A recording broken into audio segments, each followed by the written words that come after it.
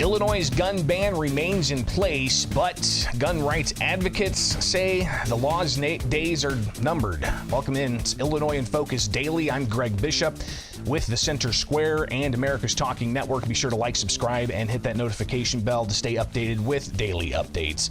And yesterday, big day at the U.S. Supreme Court. It was a cleanup day, but as you can see at thecentersquare.com, Illinois' gun ban remains in place, but rights advocates say the days are numbered. Yesterday, we reviewed the Supreme Court's order, and this is on a case that several cases from the Southern District of Illinois and the Northern District of Illinois had different outcomes and preliminary injunctions. And these are just initial requests, not on the actual law itself. That remains back in the lower courts in the Southern District and the Northern District. And the Southern District has a bench trial set for September 16th. So that is going to proceed after yesterday. The U.S. Supreme Court, and specifically Justice Clarence Thomas, declined to take Illinois' challenge of the gun ban under consideration, essentially saying that it's not ripe yet. They don't have a final judgment yet. And that final judgment can only come from the district courts and then going up to the appeals court to be dealt with one way or the other. But Thomas was clear in his order yesterday that the Supreme Court is willing to take this case once there is final judgment, and even criticized the Seventh Circuit Court of Appeals ruling that the state had a likelihood of winning this case, comparing AR-15s, commonly owned semi-automatic firearms, to being akin to militaristic type of firearms. So yesterday I connected with Hannah Hill from the National Foundation for Gun Rights, and she said that it was a mixed bag of a ruling that came out yesterday that essentially keeps Illinois' gun ban in place. The Supreme Court did not say no to the issue, though. They said no to the procedure. They said no to where the cases are at procedurally. But Justice Thomas's statement made it very, very clear that they will be deciding an assault weapons ban case eventually, and that the Seventh Circuit got it really, really wrong. He used the term nonsensical, contrived, highly suspect. And he said outright, it is difficult to see how the Seventh Circuit could have concluded that the most widely owned semi-automatic rifles are not arms protected by the Second Amendment. Those are strong words from a Supreme Court justice. Seventh Circuit got it wrong. There's no doubt about that. We've said that all along. Justice Thomas echoed that. And the Seventh Circuit knows that. And Justice Thomas gave us all hope when he said that basically go through the merits. And if the Seventh Circuit remains obdurate, if they say the same thing, we're prepared to take the case. It's not an outright promise, but it's strongly signaling that. And we saw that echoed with how many times they relisted it. This case has gotten traction. We've been banging on the Supreme Court's doors on 3 separate occasions. All 3 occasions, we never got an immediate no, and we got some level of engagement from the justices. They've been watching the issue. They see the importance of the issue. They see the unconstitutionality of the ban. And we're confident that they will take a case and that they will rule correctly. They will strike down assault weapons bans when they finally do take that case. That said, it's very disappointing that they didn't take this one. I personally, obviously, as you know, we're the plaintiffs in one of those cases, we think that they should have taken this one. It doesn't make sense to us that when they see just how stubborn the lower courts are going to be over applying Bruin, the Seventh Circuit's ruling was not a good faith ruling. So when they see that, what does the procedure matter? That's where I differ from what the Supreme Court was communicating. There are times to say no on a procedural basis. I don't think this was one of those times, but I'm not a Supreme Court justice, so it's not my call. So again, Hannah Hill with the National Foundation for Gun Rights, in my conversation with her yesterday, and that conversation came after we got a slew of responses from gun control advocates. They heralded the decision from yesterday. In particular, you've got John Schmidt from the Gun Violence Prevention PAC, GPAC, that said the Supreme Court action means the protection of Illinois citizens from assault weapons and large capacity magazines will remain in effect. That's good news for us all. You also have the likes of State Representative Bob Morgan, who made comments as well about this issue, and ultimately saying that it means weapons of war are going to be off the streets. Another gun control advocate, Yolanda Androzo, executive director of 1AIM Illinois, acknowledged that it keeps the ban in place, quote, at least for now. And she says further, as for the fighting over this law, it continues in district courts. We remain steadfast in our commitments to advocate for sensible gun control measures that safeguard our interests, Androzo said. Hannah Hill with the National Foundation for Gun Rights, I asked her if she feels that they understand the implications from Justice Thomas's comments about the law, who he said it was suspect, and even criticized the Seventh Circuit's ruling as to not falling in line with previous precedents. And Justice Thomas even went as far as to say that it's clear that they need to make things more clear as to what types of firearms can be regulated. But Hannah's reaction to the comments from gun control groups. So for them, a right delayed is a right denied. And so the temporary victory today is one they'll take. And that is something that the Supreme Court should have thought about. The Supreme Court should have realized that to say no on a procedural basis does delay the rights of Illinois citizens for at least another year. That's not okay. They've said that's not okay with other rights. And that is one of the reasons I disagree so strongly with their decision to say no today. Because yes, it was over a procedural ground, but the effect of the decision is to allow the Illinois government to continue trampling on the rights of its citizens. In no book is that okay. However, no, to answer your question, they didn't read the words of Justice Thomas, but they also don't care about the words of Justice Thomas. They don't care about the words of Bruen. We've seen that over and over and over again. Remember, the Illinois statewide gun ban passed after Bruen. If they cared about justices and what the Supreme Court has said and the rule of law, they would never have passed it in the first place. So that's why we have to outlast them, and we're prepared to do that. They know we're prepared to do that. So their victory lap is going to be very short-lived, and they know that as well. And the timeline of all of this, obviously, rather fascinating, with the governor having signed this back in January of 2023, lawsuits filed shortly thereafter, going through the process on preliminary grounds with initial requests in the Southern District and the Northern District, different outcomes going to the appeals court siding with the state on those preliminary issues, and now the Supreme Court saying, listen, you got to get final judgment on this. So it's back to the Southern District of Illinois federal courts for four of those cases. Four of those cases have a bench trial set for September 16th down in East St. Louis with Judge Stephen McGlynn, who back in April of last year gave a preliminary injunction against the law that was ultimately overturned by the appeals court only 6 days later. But that gives you an indication of McGlynn's sentiment here, who's also said that he plans on moving forward expeditiously on the merits to get that final judgment. So a bench trial September 16th, but you've also got action up in the Northern District, and that's where Hannah Hill with the National Foundation for Gun Rights has the Beavis case. They're representing Robert Beavis from Law Weapons in that case, and that's in the Northern District courts. And actually, that's a case that was filed back in November of 2022 before the state of Illinois passed a gun ban.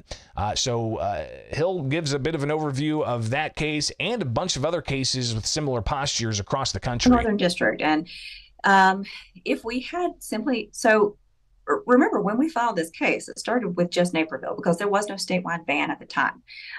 Naperville is in the Northern District. That's why we're there. That's why we're in an unfriendly court. With a statewide ban, you have the option to bring it in the Northern District, the Central District, or the Southern District. So they rightly chose the Southern District as the friendliest venue. And that gives us options, right? Because we're challenging it in a variety of courts, even within the state of Illinois. So we're excited about how far ahead they are. We're going to continue fighting in the Northern District. And the Seventh Circuit is going to have to weigh in a second time, this time with the words of Justice Thomas ringing in their ears. And if they double down on this ruling, and honestly, I expect them to, um, I think I think the Seventh Circuit knew exactly where the Supreme Court was standing, and they signaled with that ruling that they don't care. They're not going to care now about this. So they are ripe for another smackdown, and we're happy to help deliver that when the time comes. So we'll keep fighting. We also have 5 other cases throughout the country in a variety of procedural standpoints. We have 2 in Colorado, one against the Colorado magazine ban, another against an assault weapons ban. Both of those are going through the summary judgment phase right now. And we hope to have at least one of those in front of the 10th Circuit this summer. That's our hope, certainly by the fall.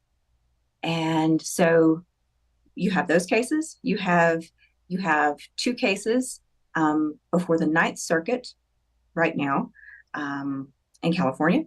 You have the 4th Circuit case currently. Both the 9th Circuit and the 4th Circuit, both of those have had oral arguments, and we're waiting for a ruling on those. So it depends on how much they're going to slow roll them.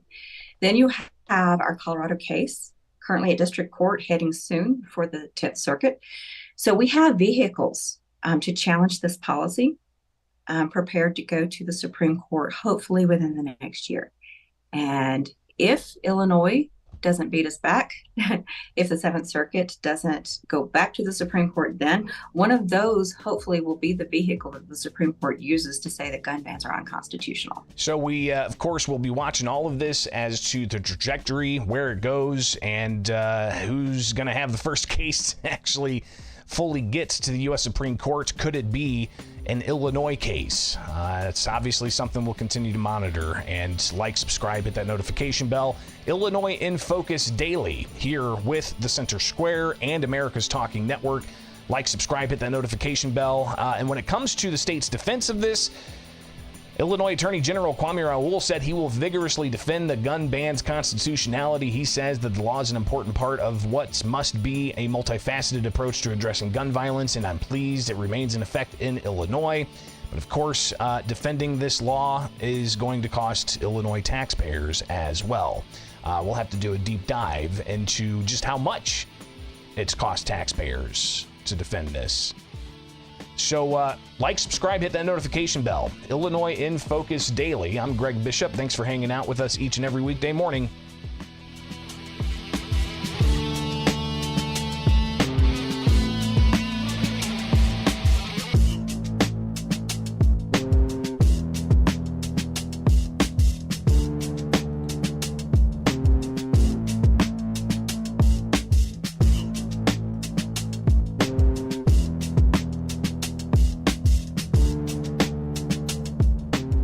Governors from across the country heading to Washington, D.C., including Illinois Governor J.B. Pritzker, to sit down with President Joe Biden after last week's alarming, what is being characterized as a devastating night for the incumbent president in a debate against former President Donald Trump. It is Illinois in Focus Daily with America's Talking Network. I'm Greg Bishop. Thank you for being with us.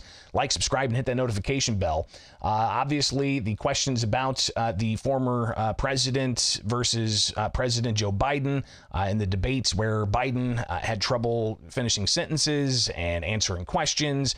But then the next day goes out and stands in front of a crowd for 20 minutes reading off a teleprompter and looked lively. And whether or not there's interesting questions about the president's mental cognition coming to surface with 50 minutes worth of Karine Jean-Pierre yesterday fielding question after question after question about not just the president's mental cognition. Apparently Hunter Biden, his son, who was recently convicted of a gun charge, is reportedly in some high-level meetings. So that's raising questions about what's happening there. Those reports obviously within, sourcing from within the White House, being reported by other outlets. But the questions persist. And even this question posed to Karine Jean-Pierre yesterday. I'm going to ask something delicate, and you may not like it. The president may not like to hear it if he's watching, but I think the American people need to get a yes or no answer on this. Does President Biden, at 81 years old, have Alzheimer's, any form of dementia, or degenerative illness that would cause these sorts of lapses? And it's a yes or no question. And if you don't know, why don't you, as one of his senior staff members, know? I have an answer for you. Are you ready for it? Yes. It's a no. And I hope you're asking the other guy the same exact question. So that just is a small sampling of the back and forth that Karine Jean-Pierre had yesterday with members of the White House press corps. Governor J.B. Pritzker, he, after the debate, didn't name Biden, but said it's a stark contrast between a convicted felon being Donald Trump and the current administration. But apparently earlier this week, there was a phone call of Democratic governors who were asking questions amongst themselves. And now there's going to be a meeting at the White House today with Democratic governors, including Governor J.B. Pritzker. The governor was on CNN last night where he addressed what he wants to see in the conversation with President Joe Biden and what he wants to see Biden do more of. Yeah, I think it's important for the president to talk to not just the leaders of the Democratic Party across the board, but generally the nation. And so I'd like to hear more from him, and I think that he intends to do more of that. So the governor, again, in an interview with CNN, being asked what he wants to see. They talked about the governors having a phone call earlier this week, and now there's going to be this meeting face-to-face with the Democratic governors and President Joe Biden. It was all fairly positive conversation. People expressing themselves and of course, talking about, what they'd like to hear from the president, what they think the strategy ought to be going forward. And I think everybody wanted to be able to express that to the president directly. And that's why Governor Walz, who heads the Democratic Governors Association, asked for the opportunity, and the president was readily willing to do it. So you've got Caitlin Collins from CNN asking these questions of Governor Pritzker, but that governor's meeting, previewing what to expect for this coming up meeting. There's a healthy discussion going on within the Democratic Party. We're not a cult like the MAGA Republicans. We tolerate dissent, and we think it's good for democracy to have this conversation. And for me anyway, my word is my bond. I honor my commitments. Joe Biden is going to be our nominee unless he decides otherwise. And so I think that there's a healthy conversation that will happen with the president, I hope, expressing what he intends to do going forward in the campaign and reassuring everybody that this is the right course to make sure that we stay the course with him. So we'll be monitoring what kind of public statements are made in this meeting. Will there be cameras that come in and see them all sitting around a desk?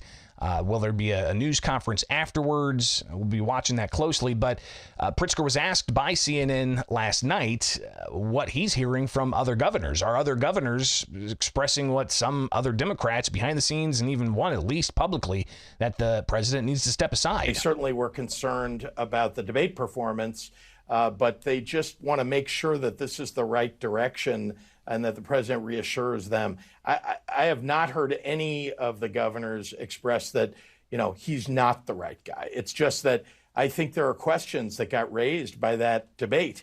And hopefully that's just a one-off situation that the president can rectify by letting everybody know, once again, all the great things that he's done for working families across America. And Pritzker, again, having these questions, reiterating what he wants to see President Joe Biden do to alleviate those concerns. That's not just from Democrat insiders being reported, but from the American public, with polling showing that people are worried about President Biden's age. I'd like to see more. There's no doubt about it. I think that more calls should be made to people, more public appearances, more opportunity for reporters to see him and hear him. He's one of the most experienced people that's ever held the job. And he needs to remind people of that. And the only way to do that is to get out there, answer questions, and communicate to everyone. And again, Governor Pritzker on CNN last night with those comments.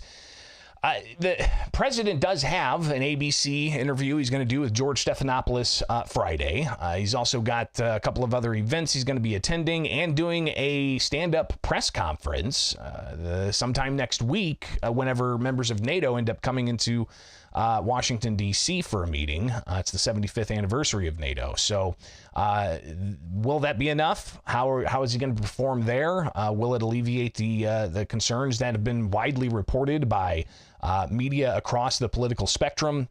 We'll be watching that. Of course, with the Democratic National Convention up in Chicago, likely the center square is there on the ground covering.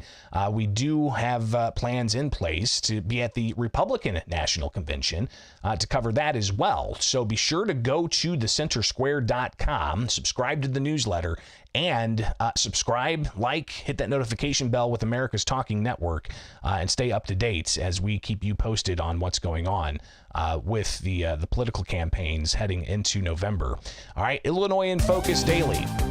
Subscribe, hit that notification bell with America's Talking Network. Subscribe to the newsletter at thecentersquare.com. Again, we'll be at the Republican National Convention, likely as plans continue to surface for the Democratic National Convention. We've got press credentials there as well. So again, subscribe, hit that notification bell, and join us each and every weekday morning for Illinois in Focus Daily.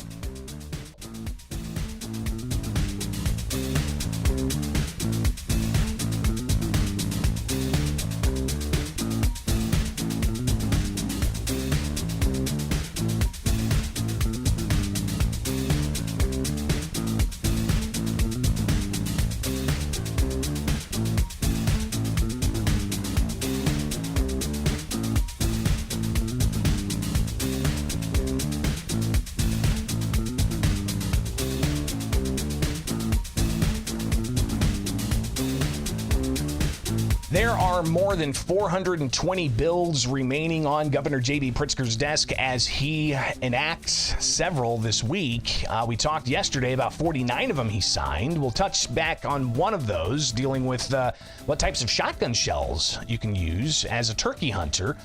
But yesterday, the governor signing the medical debt forgiveness bill into law. And this is a measure that he talked about back in February during the budget address, saying that he wants to use $10 million of state taxpayer funds to work with a nonprofit to then go out and pay off $1 billion of medical debt. So essentially they're saying they can pay off $1 billion of medical debt with $10 million of state tax money. Governor Pritzker talked about this several months ago at a news conference and the importance, he said, of alleviating medical debt for individuals in the state of Illinois. As many of you know, healthcare debt is a uniquely American issue. We want the best and safest options. We want a fair shot at a healthy life. But after the care ends for that circumstance, many walk away with unexpected pain. Not only the emotional and physical toll of the crisis that they've been through, but a serious financial toll, too. Too many patients leave hospitals with their credit ruined or at risk of bankruptcy in the ensuing months, often through no fault of their own. And here in Illinois, 14% of our population has medical debt in default. On top of that, we see significant racial disparities, with nearly 20% of communities of color in Illinois experiencing extreme medical debt. It's preventing individuals and families from attaining financial stability, and research shows it's also having day-to-day impacts for all the affected individuals, like emotional distress and difficulty meeting basic needs. But there was a recent study that questioned that, and the reporting that we did several months ago about this, that research study said that there wasn't really much of a noticeable impact in credit scores or mental health of those who had medical debt relief. When I chatted with State Representative Dan Calkins, back in the Capitol, gosh, I believe this was back in April, he highlighted the concerns there are that this isn't really going to provide the amount of relief that the governor and other supporters of this idea have. The research is factual. The governor is trying to pander. I know he's still interested in a political career outside of Illinois, and this is just another one of those Democrat talking points. We'll forgive everybody's debt if you vote for me. It's not going to work. This isn't the right answer. And you're correct. It does not solve your credit problems, nor does it really address the mental health issues that we have. So again, Calkins being asked about that a couple of months ago. Even the governor, when he was talking about alleviating medical debt, was asked about that study, questioning the benefits of alleviating medical debt. First of all, that study was done, as you know, in 2018, 2019, 2020. And a lot has changed. As I mentioned earlier in my remarks, the organization Undo Medical Debt has done a lot to change their program. They started out as a startup back in 2014 and got going really more significantly in 2016. And then as the pandemic hit, there was even more opportunity and different ways in which you could alleviate medical debt for people. And so now here we are in 2024.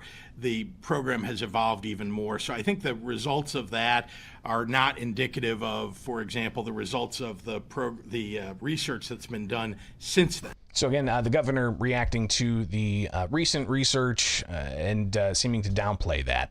But that's a bill that he signed yesterday. Just announced it in a news release through email saying, hey, this medical debt relief has been signed. He also signed a measure that essentially says you can't use medical debt on a credit report of some kind. So those are just two of more than 400 and some odd 45 bills or so that the legislature passed. The governor's working his way through those. Earlier this week, we talked about 49 of those measures that the governor enacted.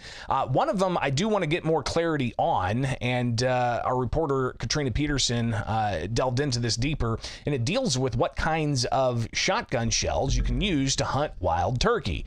And the measure that we talked about briefly yesterday, getting some more clarity on that. And in particular, what the bill ultimately does, it expands the types of shotgun shells that hunters can use on turkeys. So Katrina connected with Josh Witowski, who is with the Outdoors organization, Illinois Federation for Outdoor Resources.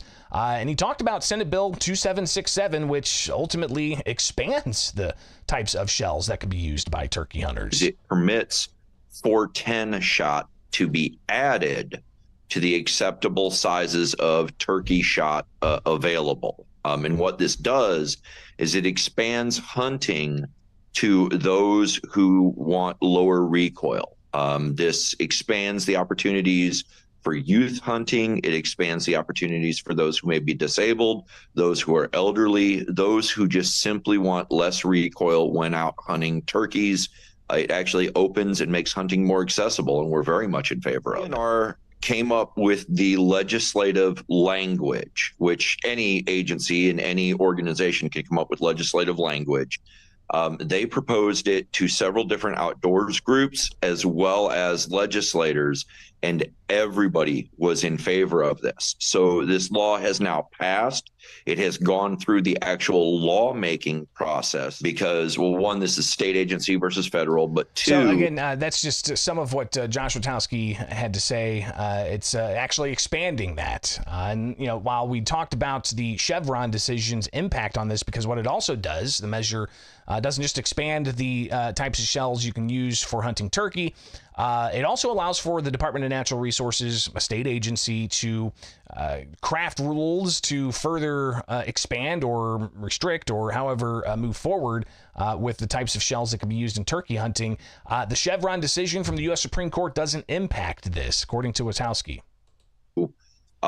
This is something that was actually passed via legislators. Our elected officials voted to make this happen. Everybody has been in favor of it. So we're looking forward to it being signed. Well, it was signed into law yesterday. So we're looking forward to it taking effect and expanding hunting to more groups. So again, Josh Rotowski with the organization Illinois Federation for Outdoor Resources, talking about that law expanding the types of shells that can be used for turkey hunting. So gobble, gobble. Look at that. All right, it is Illinois in Focus Daily. I'm Greg Bishop. Programming notes, we will be off in celebration of Independence Day tomorrow.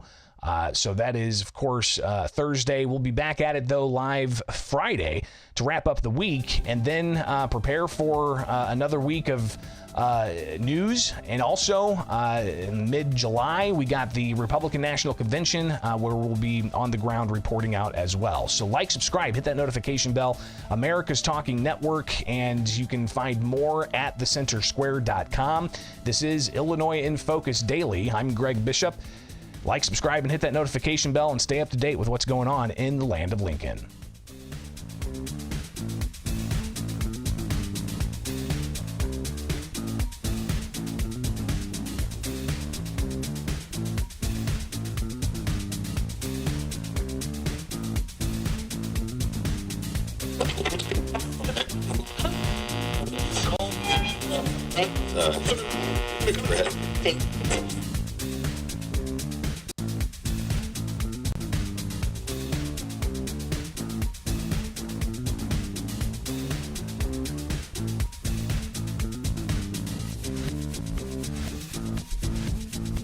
All right.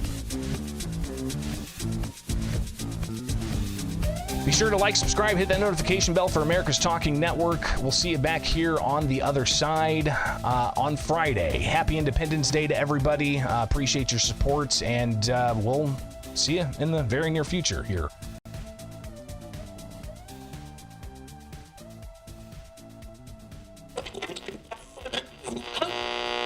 Cool.